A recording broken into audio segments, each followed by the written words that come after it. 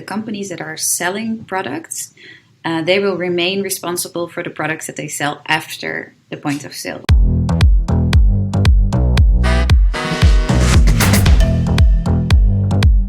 Welcome to our Industry Thought Leader series. We have Nynke Eggen today. Nynke has over 12 years of experience in the fashion industry. She started out as a fashion designer, moving on to product design, production coordination, and finally working as a corporate social responsibility CSR manager. Now, she's founded the Sustainability Club, which has been around since 2019. With the Sustainability Club, she's helped over 30 companies, ranging from multinationals to SMEs to founder-run brands, to implement more sustainable practices into their products, operations, and communication. So without further ado, I'd love to have you speak a little bit about the OECD guidance that we recently discussed together about extended producer responsibility. Can you tell me more about how this relates to the fashion industry? Yeah, for sure. Yeah.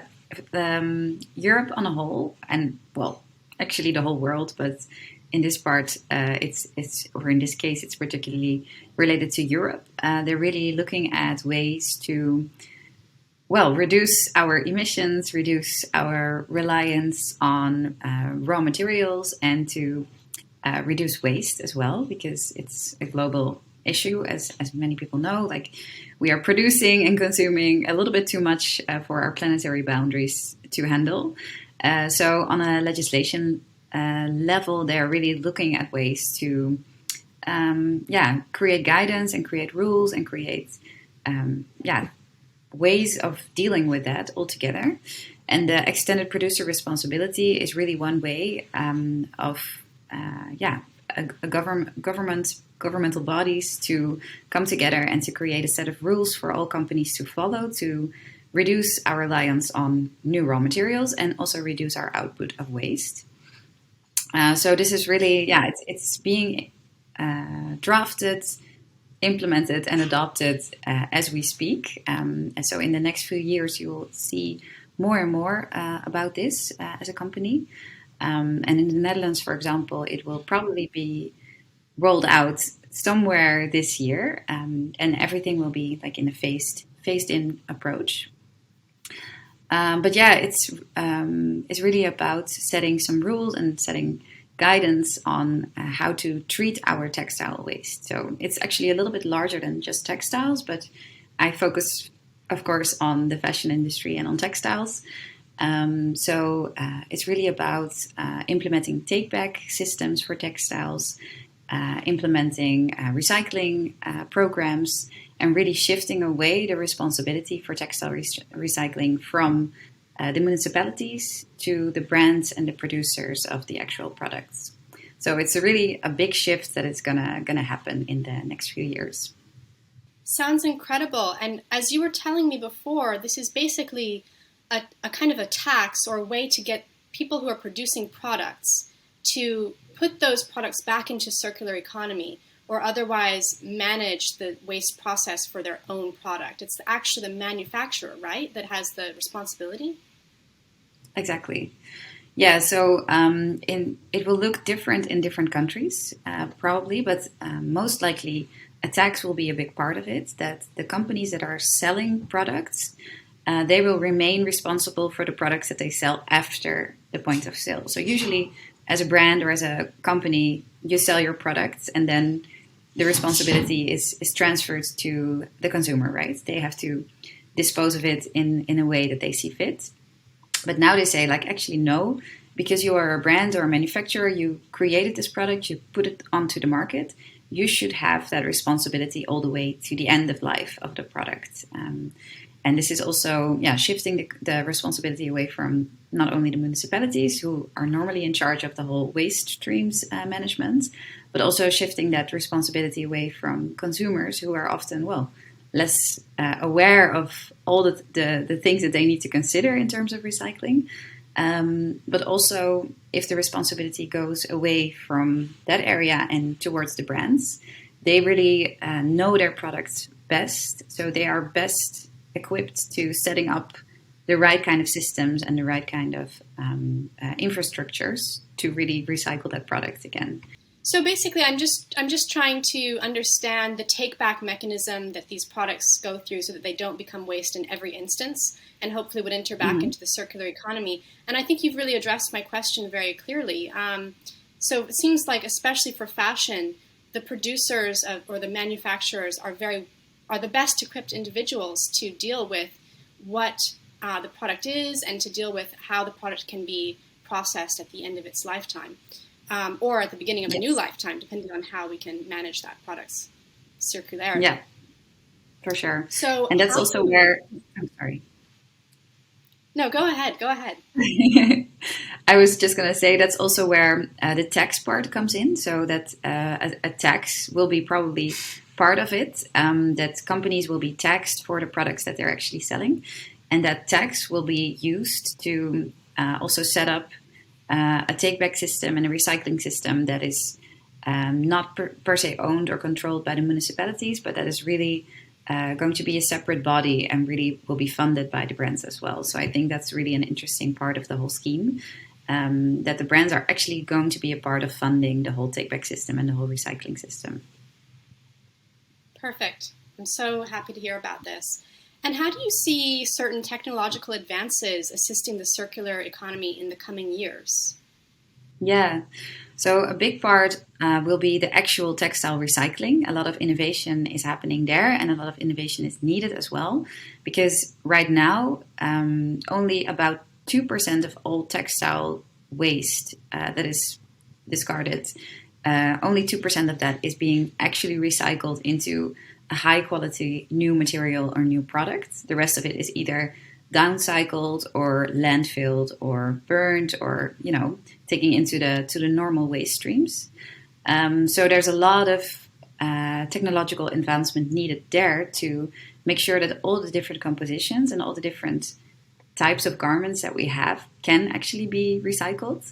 So for now, for example, there is polyester recycling is very advanced, but then you would need to have a garment that is made out of, I think, a minimum of 95% polyester.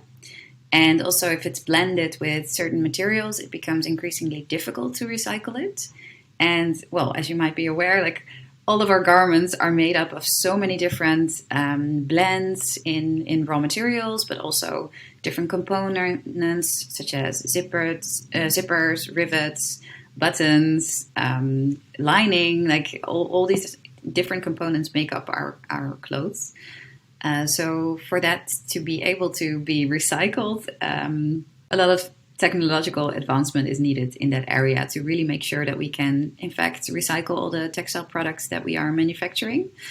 But there will also be developments on a different level. So the traceability of garments will also be increasingly important, so that a brand will know, like, hey, my garment that I've sold, after that, the visibility on the product is completely gone. It's no longer in any kind of system.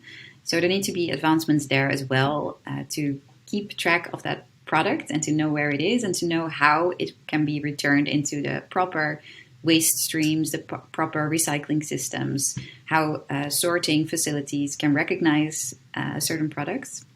And that can be in the form of blockchain technology, for example, or there's even sprays being developed with nano-technology that can be sprayed onto garments or onto textiles, which can be scanned later so that it can be recognized, what kind of material and what kind of product you are dealing with. So I think that's really interesting. And I'm really fascinated by what you're drawing in here, the references to blockchain and also nanotechnology, ways to track products across their lifetime. I mean, what I'm immediately thinking of is our own product and how we want to, at Olyn, track the ways that these products are re-entering circular economy across multiple owners, and also even including, for example, the possibility of working with companies who institute buyback mechanisms, or the possibility of companies who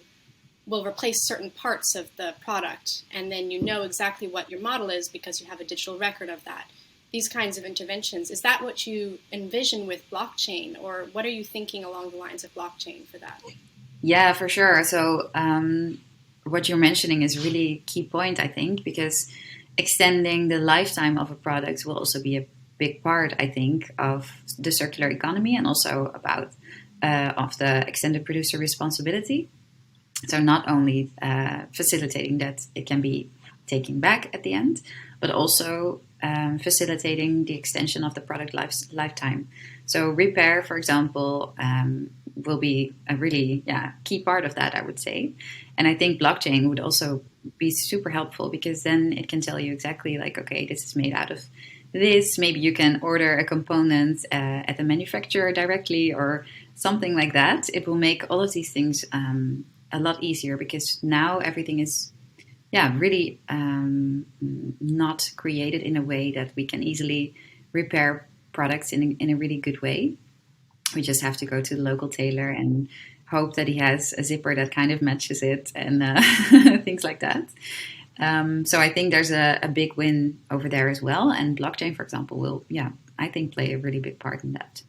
How do you usually help fashion companies in researching the sustainability compliance of their manufacturers? Yeah, that's a really good and really big question, I would say, because there's a lot of things that you can and need to check. But one big part that we always do is to ask as much information as we can. So we have certain question lists and information sheets that we work with our brands with for them to get the best and clearest picture of the suppliers that they are working with. But another really key component in that process is to really check for any audits that might have been done at the manufacturing location. So like, for example, social audits or environmental audits and seeing the results that came out of that. And that really gives a good indication because it's always done by a third party, so an external party that is not having any relation with the supplier or with the brand. So it's really a neutral party who's coming in to assess and to really see what the actual situation is. And that's always really helpful to check those kind of reports and see, like, okay, they found environmentally they're doing really well, but in terms of social conditions, they are not paying proper wages or they are having too much overtime for their workers. And then we know, okay, so this is what's going on over here. This is something that we want to discuss with the supplier. Or maybe we want to make the decision to not start working with the supplier because the risks and the negative impacts that they are having at their facility are just too high. So in the starting point of a working relation, it's always really important to check those things because it can also influence your decision to whether or not to work with a factory that that has certain impacts within their factory. Of course, and I guess that relates also to the process that sometimes unfortunately happens with companies of greenwashing. So I'm sure that you've actually addressed a lot of companies and focused on helping them to get past greenwashing around their circularity or around their corporate social responsibility aspects. Can you speak a little bit more about that and tell me, how do you think brands should communicate their commitment to sustainability to customers? Yeah, for sure. Yeah, I think this is a super interesting topic right now because in the past few years, for the first time actually, there has been created a set of rules coming from also like a governmental body or governmental bodies in different parts of the world. So in US, you have the Federal Trade Commission that came out with a set of really clear rules on communicating about sustainability claims. And in the Netherlands, for example, it's the Authority Consumer and Market. Well, all these different countries have different bodies that kind of translate the legislative text into actual guidance documents that brands and companies that are putting products onto the market can follow. So for me and for my work, that has really helped because before that, I used to give advice to brands to, be as honest as you can be, make sure that you know things before you put them out, before you communicate about them. Make sure you are, 100% sure that it is true. And now I really have a clear set of rules or guidelines that I can follow with them, so that they really know for sure, like, okay, if I follow these rules and I have done the background check so that I know that the facts are actually facts, then I can communicate in a really good way. But my advice is always to, well, not only follow those rules, but also communicate in a way that is honest and relatable, so that you share what is going well, but you don't just share what is going well. So what a lot of brands tend to do, what is also often considered to be greenwashing, is that they say like, hey, we are doing this so well. We have this beautiful clothing line, which is fully sustainable. And they are actually just talking about their material use, for example. And they are not thinking about, oh, actually, there's also a social aspect to it. And we are not paying our workers a living wage. So actually, you're not really allowed to say that it's a fully sustainable line, because sustainability encompasses more than just environmental sustainability. So those are some nuances that I always try to make brands aware of. Like, okay, you can say things, of course, and if you follow the rules about sustainability communication, please feel free to share as much as you can, because under communication is also not the best thing that you can do. But I also always encourage brands to speak about their journey. Like, okay, what are the steps that you are working on? What maybe were the challenges that you faced in the past year? Have you set any goals? Were you able to achieve them? If not, what was holding you back? To make it more of a story that the consumers or their customers can relate to and can really understand, like, oh, this is actually a topic that they're working on. It's not just a bubble or a green stamp that they put on their products, and I have no idea what's actually going on within the company. And I feel like telling the whole story, the full story, and being honest about it and communicating it in a human and relatable way, I think that's really the way to go. And also to set you up, to not only avoid greenwashing, but also to set you apart from, a lot of brands who are just doing the bare minimum and really putting the green stamp on their products and not really sharing what it is that they are actually doing. So yeah, I think that would be my advice: follow the rules and share the story. Follow the rules and share the story. Very well spoken. And this is my last question for you. It's a little bit of a departure from the others. It's less related to your work and more related to your personal commitment to sustainable practices. What apps and websites do you use to help you with this commitment? Oh, yeah, that's a good question. Well, I personally, because I've worked in the fashion industry for a long time, I love fashion. But because I've worked in sustainability for a long time, I've also become very aware of what is going on behind the scenes and what is also going wrong.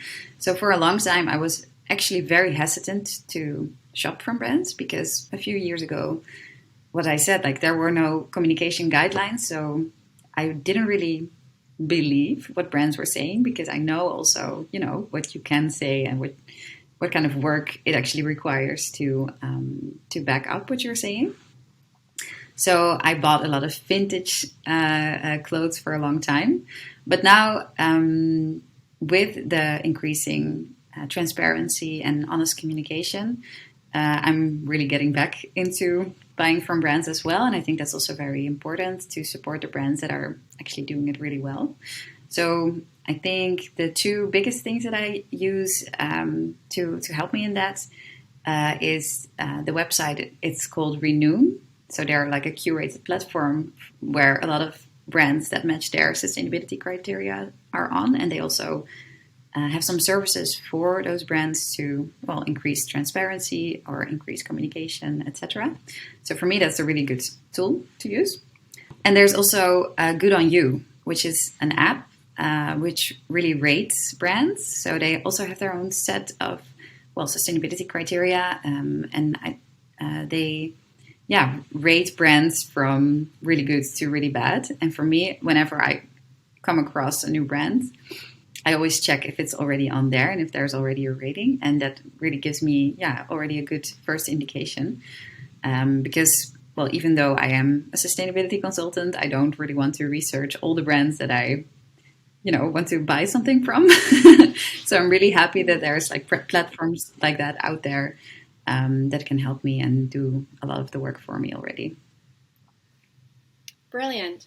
Well, thank you so much, Nynke, for speaking with us about this. And I hope that you can continue with your amazing work and consultancy. I'm really just amazed by what you're doing, and I think you're doing a great job. Yeah, thank you so much for having me here as well. It's been really a pleasure to talk to you about these subjects. They really always they touch my heart, so I'm always super glad to speak about it.